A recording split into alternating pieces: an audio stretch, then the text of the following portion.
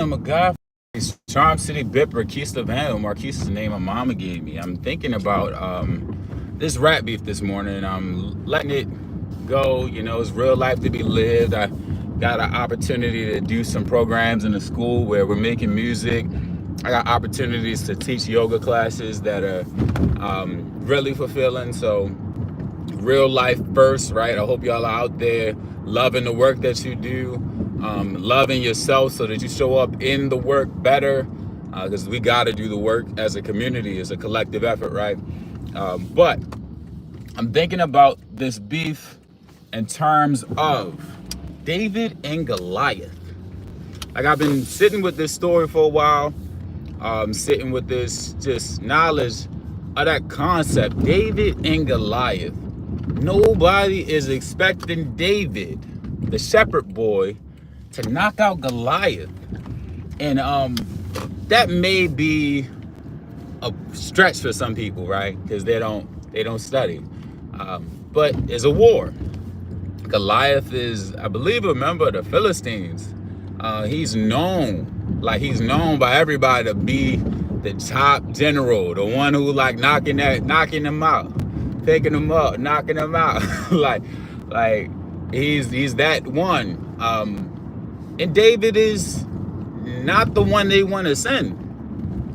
David is somewhat like having to prove himself to people in order to even go to battle.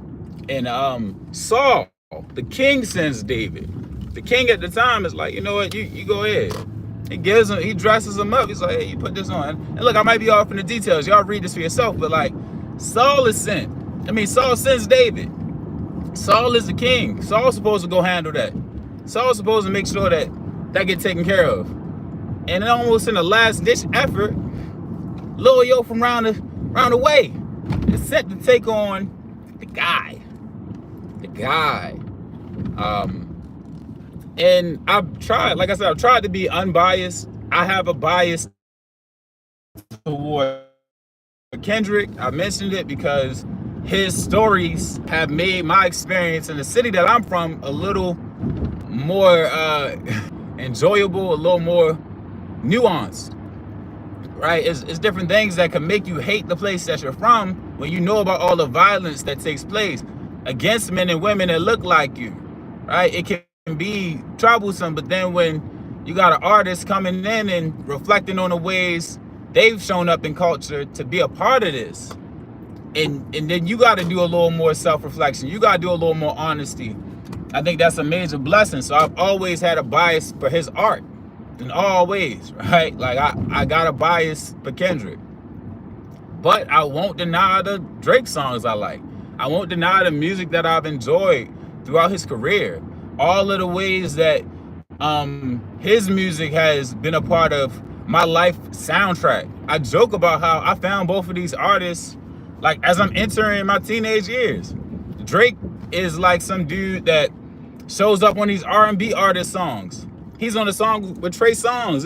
We got Replacement Girl. We got Successful. We got these different songs that are coming out, and my girl cousins are liking him now because he the light-skinned dude they think is cute, and he got bars, so it's like, oh, bet. It ain't nothing to like him, ain't nothing to put him in the playlist. And I think a lot of people haven't been honest about the shift that he's taken in his career. After, if you're reading this, it's too late, he became a whole nother artist. Like, if that's his starting point, I don't know if I'm really rocking with him. It's similar to like Kanye. A lot of people like, I give Kanye a pass because of College Dropout. But if Kanye had to start post 2015, like if that's the artist we know and that's all we know, it's a little sketch. It's a little sketch. A lot of people got in this bag of like, I'm leaning off of what I did. And that's what this battle has shown us. Like, people gave Drake the upper hand because of what he did. What he did with Meek. You know, he was that guy with Meek. So he's battle tested. What does battle tested mean in a fight? What do battle tested mean in a moment? It's like, it was some people like, what did Drake do to make Kendrick that mad? That should have been your sign. Like, some people don't be outside. Some people don't get in fights, right? the number one person they tell you not to fight is the person that's angrier than you. The person that's mad, like really mad, that's the brother you don't want to get in a fight with. Like the person that got a lot at stake, like they fighting with something else. And he mentions it in the songs. He mentions it in the diss records. Like the Elohim. Everybody don't even know what Elohim mean. Like that's how asleep some of these individuals are. And it's wild because like it happened so quick. It was just a weekend. Like it was a week. Euphoria drops Tuesday. The other records drop as the weekend's opening up.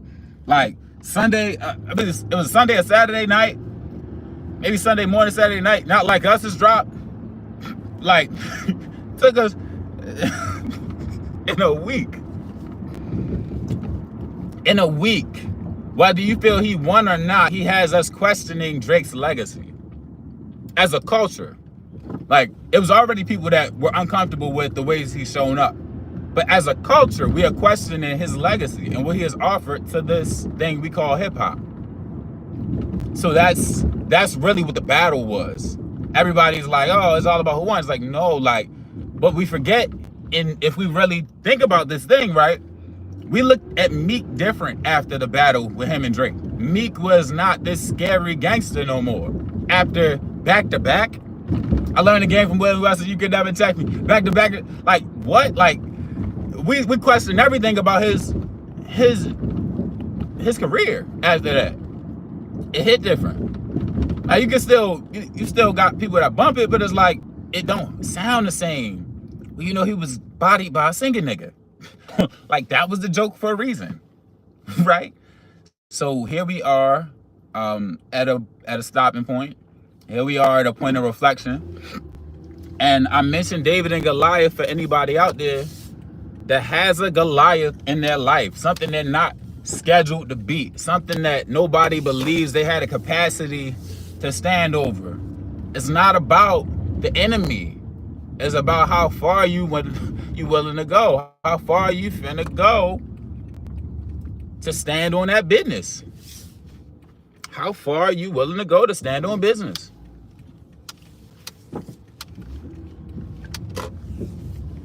It's not about what it looked like. Like don't look at the surface level, look at the energy. Like a lot of people make fun of Black Americans because of how we stand on the places we from. Kendrick not saying I stand on Compton just because it's cute. He's saying I stand on Compton because I got friends that were murdered in this city. I stand on Compton because of the sacrifices people had to make for me to be the person I am. Like in my own experience, I got aunts and uncles that never had the opportunities that I'm blessed with.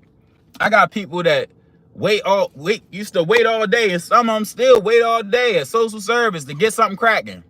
And then they get made fun of in somebody else's understanding of it, but it's like, yo, sometimes that's how we eat. Sometimes that independence card really do grant a nigga freedom. Even if it's this much.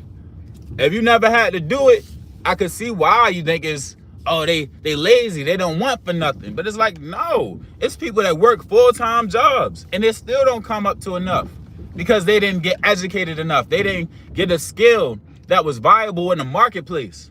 Like this is what we dealing with as a culture. And that's where hip hop comes in. Hip hop allows people that come from backgrounds that don't really have doors for them to walk through. It allows them to make a way out of no way. Not only for themselves, but for the people they love. Morning thought. Read the story of David. Read the story of David because there's other parts in it. Read something to further your understanding of this experience we are sharing. But yeah. Good day, man. As I always say, I am a guy from a place, Storm City, Bipper, the Vandal. Marquise is the name my mama gave me. One day made better, as many days made greater. I'm uplifting you to be in a world that cares. If I keep it to myself, I think that's unfair. The joys we're given are best when shared. Bip, bip. Built in private, blessed in public.